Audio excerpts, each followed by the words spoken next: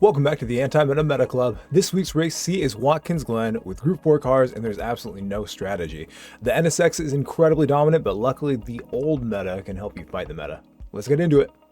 The anti-meta car of the week is the GTR, which used to be the meta here, but now the NSX seems to be incredibly powerful. The M4 also seems to work, but I was much faster in the GTR.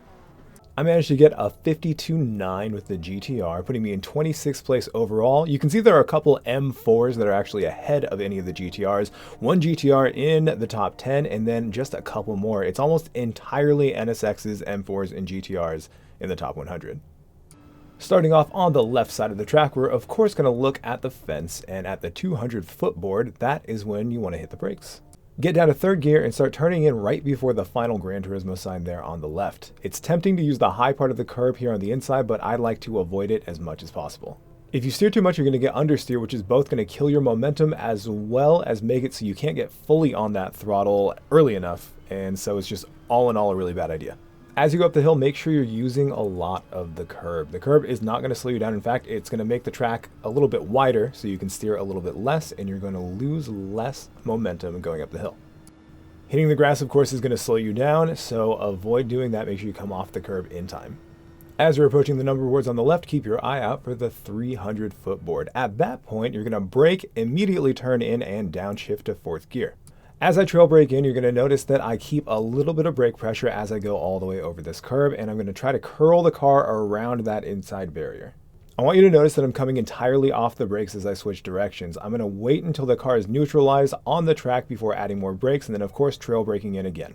If you find yourself getting the 1.5 second penalty, it's because your right tires are going over this white line right here. Make sure your right tires are to the right of that line. Add more steering and get heavily back on that throttle. You should be able to get fully on that throttle. Right here, you're going to notice that I changed directions before I hit the highest part of this curb, and you want to come off the throttle as you're coming off the curb too. As you're gently lifting off the throttle, you want to start adding more and more steering, and you can add a little bit of brakes, but always try to find more and more steering angle here without understeering. You can see this little access road here. I like to make a point of getting fully on that throttle before I get past it. You'll notice that I'm adjusting my steering consistently and constantly as I go through this corner. You want to make sure you don't steer too much because that'll cause understeer. And if you don't steer enough, you're just going to go all the way off the track. And again, as long as your right tires are on the right side of that white line, you should be fine. Move to the right side of the track, and after the 200-foot board, you'll see this little drain, and right before then, you want to hit the brakes. I like to immediately turn in and get down to third gear as quickly as you can. Getting down to third gear and letting the compression slow the car down allows you to get off the brakes really early, and then when you come off the brakes entirely, you add more steering and then get back on that throttle. Let the all-wheel drive pull you around that corner. It really is incredible how much grip this thing has coming out of corners. Move to the left side of the track as soon as you can, look for the number boards, and make sure you upshift to fifth gear before braking right before the 100-foot board on the left. Brake heavily and immediately turn in third gear. You want to kind of follow the tire marks that you can see on the ground, but you can see that blue shack where the marshal is. You should be apexing and fully on the throttle before there. Since it is uphill, you should be able to come off the brakes a little bit earlier, continue to turn in, and then the car should tuck in. Coming off the brakes here early as possible is really key to making sure that you don't understeer beyond the line that you want to be on. You should be using that extended part of the pavement, and of course get back on the track before you hit the grass. The next braking zone is actually the toughest one for me. After the 200-foot board, you'll see these little tire marks right here, and that is when I hit the brakes. Drop down to third as fast as you can, turn in at the 100-foot board, and you're going to keep a lot of brake pressure as you trail brake in. You want to hit this apex right about the middle and then heavily get back on that throttle. Of course, you don't want to stomp it, but you can get on the throttle a little bit heavier than you could if this were a front-wheel drive or a rear-wheel drive car. Move all the way to the right and align yourself with the grass a little bit early so you can have a straight shot into the braking zone, which is going to be right before the 100-foot board. Like always, we're going to immediately turn in third gear, and the key here is once again coming off the brakes as early as you can. When you come off the brakes, add a lot more steering all the way up in the curb and then continue steering as you add throttle.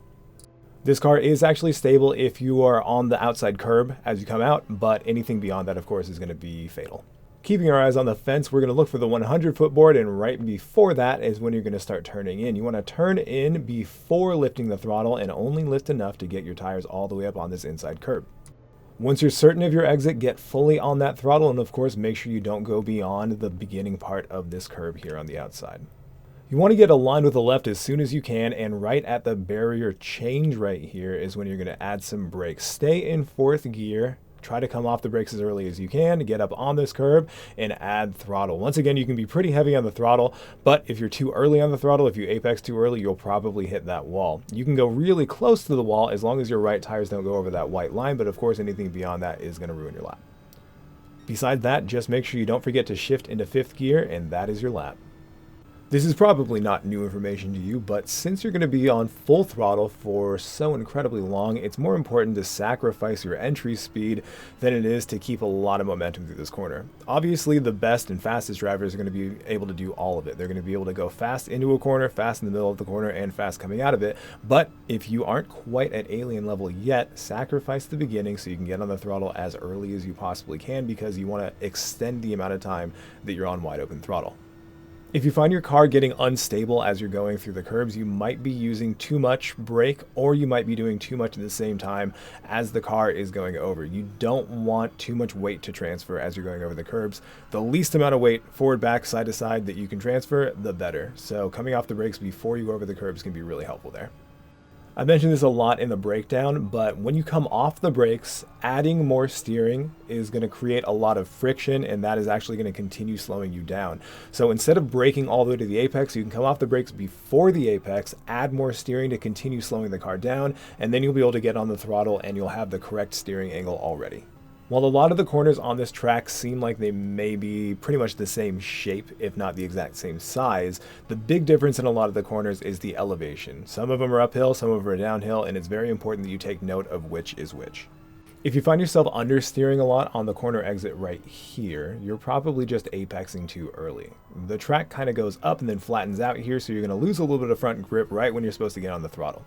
For this fast left-hander, if you are using the brakes at all, you are doing it wrong. So make sure you just lift off after you turn in, and this final corner can be really deceptive. Do not aim too much at the grass when you hit the brakes, because you're probably going to understeer and you'll go in the grass, and of course that will ruin your lap, like what happened to me about 50 times in the couple hours that I was trying to set this lap.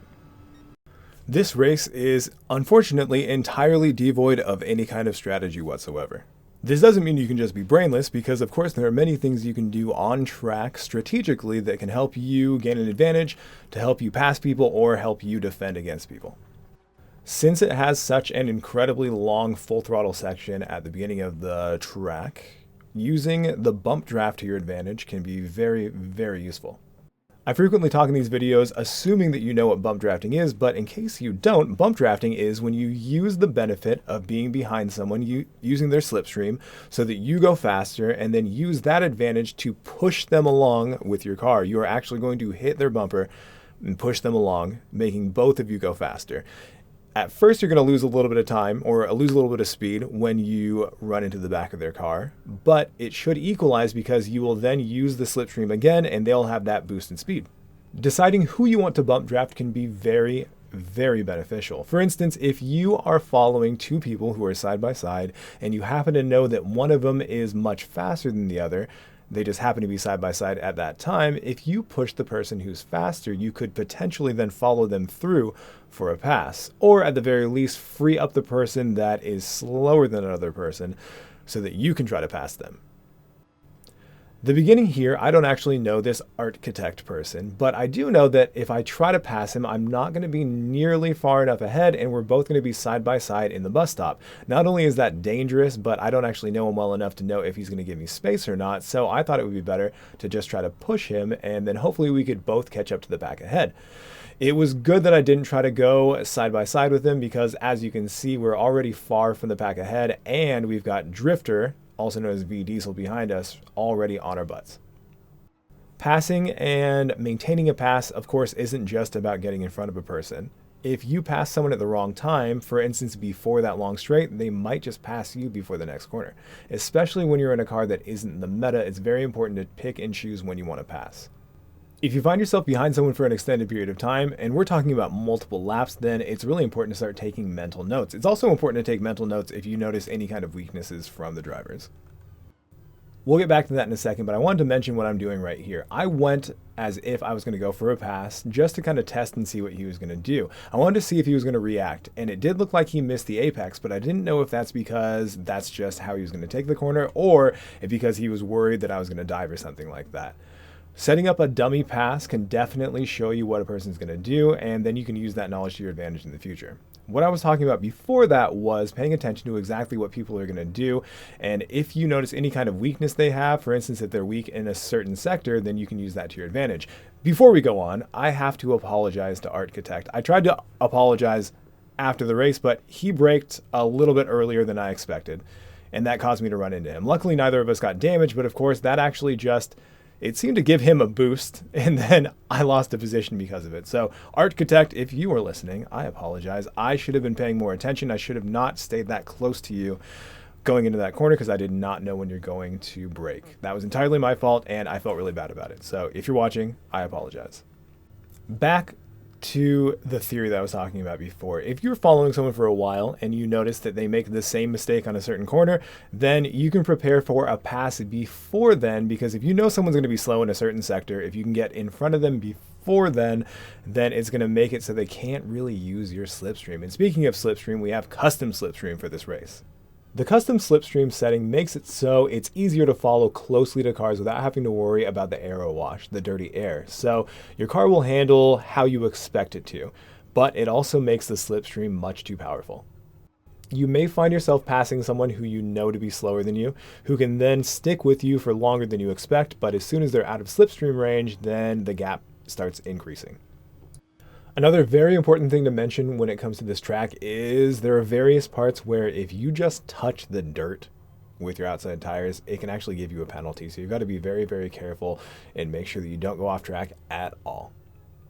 Another thing to pay attention to is since the slipstream is so strong, you're going to have overspeed if you are behind someone for a very long time. That means that you're going to be going a lot faster than usual and you're going to have to brake earlier than usual. And like I mentioned with this corner, you don't really need to brake for it, especially in the TT, but if you're going a lot faster behind someone, then you might need to add a little bit of brakes just to make sure that you're not going to go all the way off track. Now, like I've said before, I felt really bad about hitting Architect here, so as you can see, I start lifting earlier and I'm going to give him a lot of space and make sure that I don't run into him. Luckily, he actually braked at the 200 that time, which is what I expected in the last lap, and that allowed me to then get right behind him because we were both clean, and I used the slipstream. I got all the way in front of him going up the hill, and again, I just feel bad, Architect. Sorry again. Because the NSX is so powerful, however, I knew that he was going to be able to get all the way next to me, potentially, so I wanted to immediately start defending. Now, instead of going all the way to the inside, I just made it so he couldn't get to the inside, which gave me enough space to stay wide enough that I could carry a lot of speed into the bus stop. Now, if you are going to be going side by side with someone in the bus stop, you definitely want to be on the inside like I was, because if you both brake too late and you collide, you're going to be in a better position than if you're on the outside. A lot of people are going to go into the corner just assuming they can make it and not really think about it. And a lot of people can just go really deep into the corner. And if you have both of those types of people going into the corner like that, then things can get really, really, really sketchy. One of the reasons I really like the GTR for this track is going up this uphill right. If you lose your traction at all, you're going to lose a ton of momentum. And you don't really have to worry about that too much with the GTR. Jumping ahead to the middle of the next lap, you can see what happens when people do successfully go side by side in the bus stop. They just go super, super, super incredibly slow. So as you can see, if someone's going to do that, it's going to give you the opportunity to come up. And a lot of people are going to go wide here, and you can sneak right on through. If you're too sneaky, however, you might end up in a situation where this happens. I don't think he realized I was next to him. That's okay, though, because it didn't quite ruin my race, and we were all able to stay on track. So all's well that ends well. The sad part is, however, that I did completely lose that position that I gained by being so sneaky, which was pretty sad. Just like before, if you find people going too wide in any corner, they're probably going to be going a lot slower than you could. So if you have the advantage of not having someone next to you, you could end up with a lot more momentum coming out of that corner. With room defending here and Plankton there on the normal line, I was able to get all the way in front of Plankton, dive really deep, and then because the GTR has just incredible front grip, I was able to keep it on track and clear both of them. Not wanting to lose my position, I continued staying on the inside, and I braked a little bit earlier than I needed to, but luckily I was able to maintain enough momentum, and I stayed all the way in front of both of them. I had mentioned not passing at the wrong time, and it actually was not a great time to pass a Veyron. The Veyron is not very good here, except in Slipstream, where it is hilariously fast. So I knew that I needed to get away from him as fast as I could and try to get the Slipstream of the people in front to maximize the amount of momentum I had and minimize the effect of the Slipstream from the Veyron behind.